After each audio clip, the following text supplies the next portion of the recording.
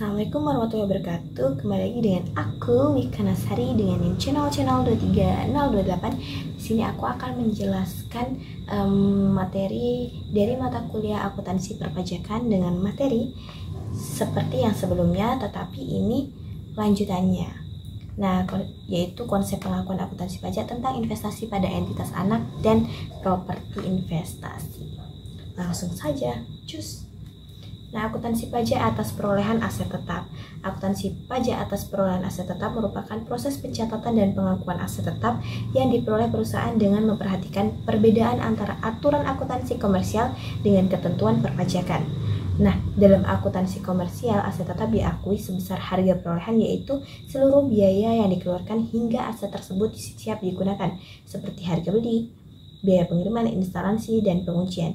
Namun dari sisi perpajakan, pengakuan aset tetap didasarkan pada harga perolehan yang dapat diakui secara fiskal sesuai dengan ketentuan Undang-Undang Pajak Penghasilan atau yang disebut dengan PPh, dan Peraturan Menteri Keuangan yang mengatur pengelompokan aset serta masa manfaatnya. Nah, metode penyusutannya itu ada dua. Yang pertama, metode yang diakui secara fiskal, dan yang kedua ada perbedaan dengan akuntansi komersial. Lanjut, pengaruh terhadap laporan keuangan. Nah, ini ada dua, beda waktu dan beda permanen. Beda waktu, perbedaan antara biaya yang diakui secara komersial dan fiskal, seperti bunga yang tidak dimasukkan dalam harga perolehan aset, terus akan menciptakan beda waktu. Nah, perbedaan ini tuh akan dikoreksi saat pengisian SPT tahunan. Nah, beda permanen itu meskipun tidak secara langsung disebutkan di sini, beberapa biaya mungkin tidak dapat diakui sebagai beban fiskal atau beda permanen. Nah, perolehan secara lain yaitu ada 3: pembelian angsuran, pertukaran, dan pembangunan sendiri. Nah, akuntansi pajak atas penjualan dan sewa aset tetap.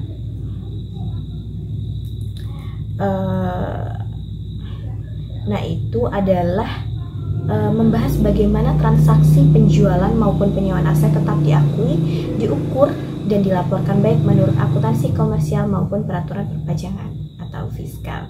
Nah, kedua transaksi ini memiliki konsekuensi langsung terhadap pengakuan pendapatan laba rugi serta kewajiban pajak penghasilan dan pajak pertambahan nilai.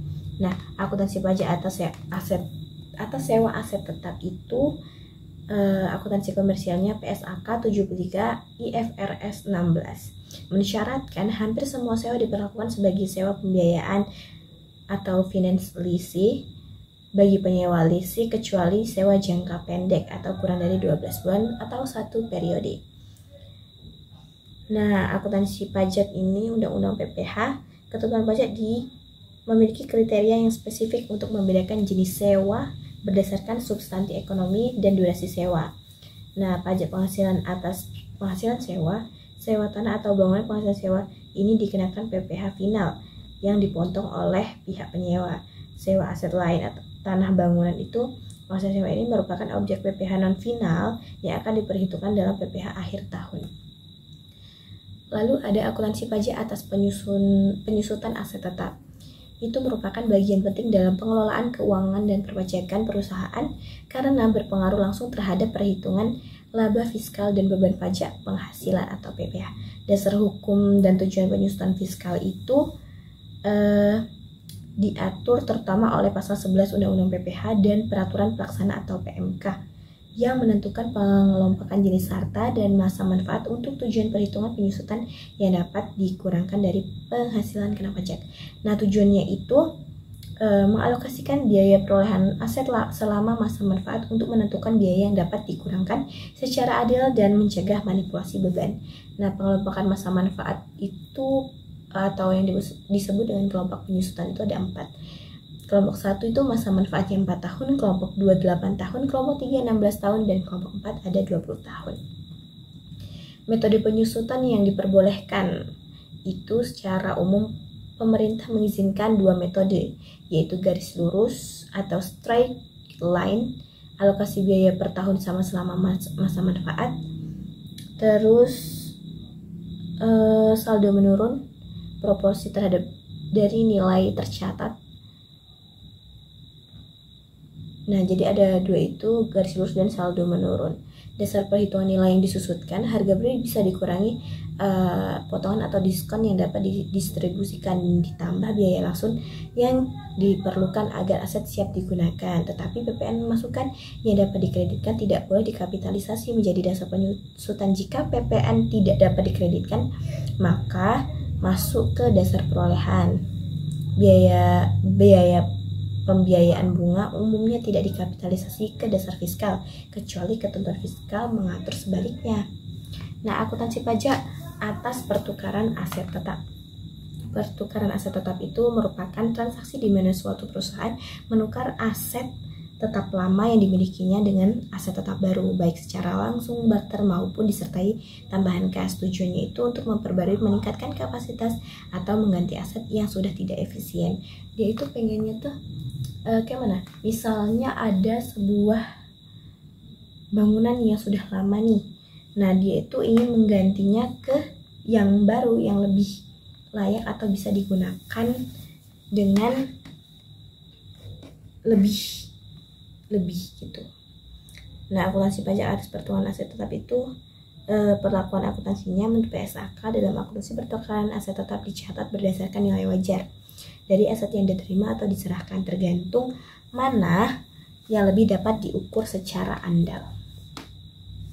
Nah, langkah akuntansi umumnya meliputi menghapus aset lama dari pembukuan termasuk nilai perolehan dan akumulasi penyusutannya. Yang kedua, mengakui aset baru berdasarkan nilai wajar atau nilai buku aset lama. Yang ketiga, ada mencatat laba rugi pertukaran. Dan yang keempat, menyusutkan aset baru sesuai dengan masa manfaat dan metode penyusutan yang sesuai dengan kebijakan perusahaan. Nah, akuntansi pajak pada revaluasi aset tetap. Revaluasi aset tetap itu adalah proses penilaian kembali nilai aset tetap dari nilai bukunya menjadi nilai wajar sesuai kondisi pasar saat ini. Nah, tujuannya itu agar nilai aset tetap yang tercatat di laporan keuangan mencerminkan nilai ekonomis yang sebenarnya. Nah, biasanya itu dilakukan karena terjadi kenaikan nilai pasar aset yang signifikan dibandingkan nilai buku untuk memenuhi aturan akuntansi atau regulasi dan sebagai langkah